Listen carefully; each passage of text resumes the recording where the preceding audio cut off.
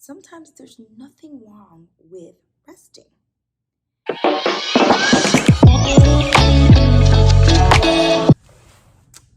Hey YouTubers, it's Amy from the Nurse Sabbatical. So yes, I know I promised that you would get content every Friday, but life happens. I am still committed to this idea and really have been kind of on vacation, visiting the Twin Islands of Trinidad and Tobago, which is where one half of my family is from. After coming back and recovering from that trip, I've now just began a family cruise to celebrate my mom's birthday. So I'm here in the hotel reporting live to you. I really didn't plan to come on and do a YouTube video, but something inside me felt inspired. This morning I started reading The Untethered Soul, and if you have read it, please drop something in the comments or chat because I can't seem to put this book down.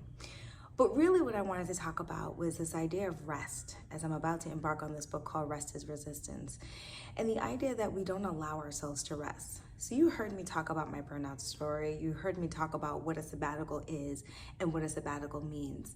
But I think that in this culture that we live in, we're expected to keep going and going and going. As nurses, you're expected to push through a 12-hour shift. I still recall one of the times when I was a PICU RN working overnights, and can I tell you, I hated working overnights, right? We had 3 weeks of 12-hour days and 3 weeks of 12-hour nights. And I would want to cry at 3 a.m. when I would see my patients sleeping and my eyes were burning and I couldn't sleep. The circadian rhythm was completely off. If I was working nights, my body would wake up at noon to eat. If I was working days, I would be thinking I should be sleeping at noon. Like, I'm not the night shift person. But either way, we are expected to push through, right? I'll always remember there was a time I called my mom at 4 a.m. and said, I can't do this. And she said, this is the profession you chose. And I was like, wow, she's right. And yet, even though it's the profession we chose, how we choose to work in the profession is really giving us options, is really the telling part, because honestly in nursing, as you see my motto is, you can do anything. So, this idea of always having to go, always have to work just as hard as everyone else, sometimes there's nothing wrong with resting. I myself even haven't experienced a 9-month sabbatical, and as I continue to try and grow my businesses on the tech side and grow what I want the nurse sabbatical to be, to help inspire our nurses to take care of themselves so they can do their best work, I also still struggle from time to time with this idea of rest. In this capitalistic world that we live in, the idea is to go, go, go, and keep going. If you don't go, you won't have money. If you don't have money, you can't provide for your family. You can't provide for yourself. You can't do the things you enjoy. So Amy, how are you telling me to rest when without money and working, I can't do those things that I want to do? And you're right. It's definitely a change of thinking. One of the books I would highly suggest to you is The Psychology of Money, that kind of delves into the relationship we have with money, why we have it, and how do we kind of start shifting it. So one of the things I realized is, in this time frame of being time off, I'm like, I should have posted 10, YouTube videos like I promised. And I promised you I have lots of content coming. But I had to remind myself sometimes it's so important to rest before you move forward. I want, when I bring you the content, not that it's perfect, but the thoughts, invoke thoughts in you to re-examine, is this how you want to work? And many people ask me, Amy, are you telling people to take a sabbatical and quit their job? No. That's not what I'm saying. What I'm saying is, if you are burned out, if you are tired, if you're reimagining what your career could look like, should look like, what you would desire it to look like, giving yourself some time off will allow you to do that. That's it. And no, you don't have to take 9 months off. You can easily plan a 1-month sabbatical, and I can help you do that, where you can just take a pause, take a breath, and really determine how you either want to show up in nursing or outside of nursing. But the premise is that you still find joy in the work that you do. The hardest thing is when you continue to do something because you're supposed to or you have to, and you have no joy in it.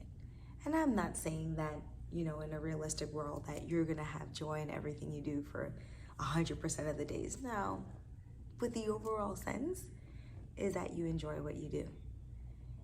And so now, I truly enjoy what I do. I recently read a New York Times article which talked about different types of workers. And they were talking about those who thrive in environments where they go to work every day, those who would thrive in a hybrid, those who would thrive at home to do their best work. And it's like, wow, when you think about it from an individual standpoint, why are we all expected to work a particular way, the same way, and expected to produce the same? That doesn't work. If we have the same expectations of people, of course there's going to be variation. But what if we let them thrive in the places that we know they thrive really well? What would happen then? How would they thrive then? For me as a leader, I realized once I got to work from home that I would thrive in a really hybrid model, and literally proposed that multiple times to leadership, where I could think and be creative and hone in and space individual so I can come back and collaborate with others. Like, that was the perfect model for me. And eventually, as you know, I left my job, but that's what I do now. I do a lot of creating and big thinking and resting and resetting in order to get back with people and grow and build my app business as well as this nurse sabbatical movement. So I know this message is kind of all over the place, and you might be saying, Amy, where are we today? What are you talking about? What are your takeaways? Because you've talked about a book, you've talked about travel, you've talked about sabbaticals. Like, what do you want me to get out of this? And so here's what I'm gonna give you. I haven't read the book yet, but rest is resistance. Resistance to the model of keep going and going where you are right now. If you choose rest for yourself, I promise you, the benefits will completely outweigh the negatives. If you choose rest to actually not pick up that extra shift, even though the dollar sign can buy you the next thing you want, if you choose rest for your spirit and your soul, you will be able to create 10 times more, give 10 times more to others. So I challenge you, just think about it. Rest. That's it. That's my message. So as I continue on the nurse sabbatical movement and share this message with you today, I just want you to know that rest is resistance to a system that is designed for us not to rest. As nurses, we can choose rest in order to take care of our patients, to take care of people, to take care of our loved ones. I'm choosing rest this week. I'm choosing rest. I'm choosing to live in the moment and celebrating this time with my family. It will never come back to me.